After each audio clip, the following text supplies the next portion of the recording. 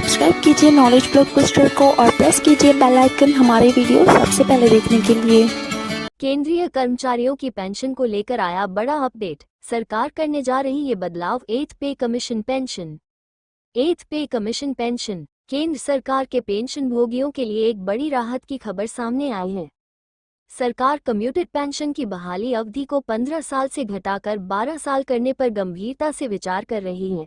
यह मांग national council द्वारा सरकार के सामने रखी गई है और इसे 8वें वेतन आयोग के तहत शामिल किया जा सकता है। यदि यह प्रस्ताव मंजूर हो जाता है तो लाखों सेवानिवृत्त कर्मचारियों को अपनी पूर्ण पेंशन 3 साल पहले ही मिलनी शुरू हो जाएगी। ये कदम उन रिटायर्ड कर्मचारियों के लिए बेहद महत्वपूर्ण है जो वर्तमान में अपनी कटी हुई पेंशन पर गुजारा कर रहे हैं। कम्यूटेड पेंशन की व्यवस्था। कम्यूटेड पेंशन का मतलब है कि जब कोई सरकारी कर्मचारी रिटायर होता है तो उसे अपनी मासिक पेंशन का कुछ हिस्सा एकमुश्त राशि के रूप में लेने का विकल्प मिलता है। इस सुविधा को कम्यूटेशन ऑफ पेंशन कहते हैं। जब कर्मचारी इस विकल्प को चुनता है तो उसकी मासिक पेंशन से एक निश्चित राशि काट ली जाती है। वर्तमान नियमों के अनुसार यह कटौती 15 साल तक चलती है और इसके बाद कर्मचारी को अपनी पूरी मासिक पेंशन वापस मिलनी शुरू हो जाती है। यह व्यवस्था उन कर्मचारियों के लिए उपयोगी है जिन्हें रिटायरमेंट के तुरंत बाद बड़ी राशि की जरूरत होती है। मौजूदा व्यवस्था की समस्याएं। कर्मचारी संगठनों और पेंशन भोगियों का कहना है कि 15 साल की बहाली अवधि बहुत लंबी और आर्थिक रूप से नुकसानदायक है। आज के समय में बैंकों की ब्याज दरें काफ़ी कम हो गई हैं, जबकि कम्यूटेशन का पुराना फॉर्मूला अभी भी लागू है। इस वजह से रिटायर्ड कर्मचारी को वास्तव में नुकसान होता है क्योंकि वे अपनी ही पेंशन का एक बड़ा हिस्सा खो देते हैं। रिटायरमेंट के बाद जब स्वास्थ्य संबंधी खर्च बढ़ते हैं और महंगाई का बोझ होता है तो कम पेंशन मिलना उनकी मुश्किलें और बढ़ा देता है। इसीलिए इस अवधि को कम करने की मांग जोर पकड़ रही है। कर्मचारी संगठनों की मांग। नेशनल काउंसिल ने हाल ही में कैबिनेट सचिव को कर्मचारियों की प्रमुख मांगों की एक सूची सौंपी है। इस चार्टर ऑफ डिमांड में सबसे महत्वपूर्ण मांग कम्यूटेड पेंशन की बहाली अवधि को 15 साल से घटाकर 12 साल करने की है। कर्मचारी संगठनों का तर्क है कि यदि यह अवधि 12 साल कर दी जाए तो रिटायर्ड लोगों को जल्दी अपनी पूरी पेंशन मिल सकेगी।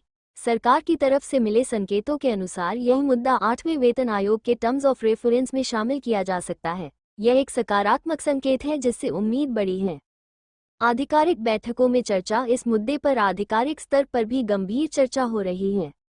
11 मार्च 2025 को हुई SCOVA की 34वीं बैठक में भी यह मुद्दा जोर शोर से उठाया गया।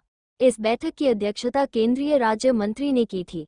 वित्त मंत्रालय के अधिकारियों ने भी स्वीकार किया कि मौजूदा व्यवस्था को अधिक न्यायसंगत और व्यवहारिक बनाने की आवश्यकता है। बैठक के बाद ये तय किया गया कि यह मांग वेतन आयोग के एजेंडे में शामिल की जाएगी। यह एक महत्वपूर्ण कदम है जो इस मुद्दे के समाधान की दिशा में आगे बढ़ने का संकेत देता है। 8वें वेतन आयोग की स्थिति। अभी तक 8वें वेतन आयोग के गठन को लेकर सरकार ने कोई स्पष्ट घोषणा नहीं की है। 7वें वेतन आयोग का कार्यकाल 31 दिसंबर 2025 को समाप्त हो रहा है। परंपरा के अनुसार नया वेतन आयोग 1 जनवरी 2026 से लागू होना चाहिए। हालांकि आयोग के सदस्यों के नाम और टर्म्स ऑफ रेफरेंस अभी तक तय नहीं हुए हैं, जिससे इसमें कुछ देरी की संभावना है। पेंशन भोगियों को मिलने वाले लाभ। यदि यह प्रस्ताव स्वीकार हो जाता है तो लाखों पेंशन भोगियों को तत्काल राहत मिलेगी। 3 साल पहले पूरी पेंशन मिलने से उनकी आर्थिक स्थिति में सुधार होगा। बढ़ती महंगाई, स्वास्थ्य संबंधी खर्च और पारिवारिक जिम्मेदारियों को पूरा करना आसान हो जाएगा। ये कदम सरकारी सेवादारों के प्रति सम्मान प्रदर्शित करेगा और उनके अधिकारों की बेहतर सुरक्षा करेगा। अस्वीकरण। ये वीडियो केवल जानकारी के उद्देश्य से लिखा गया है।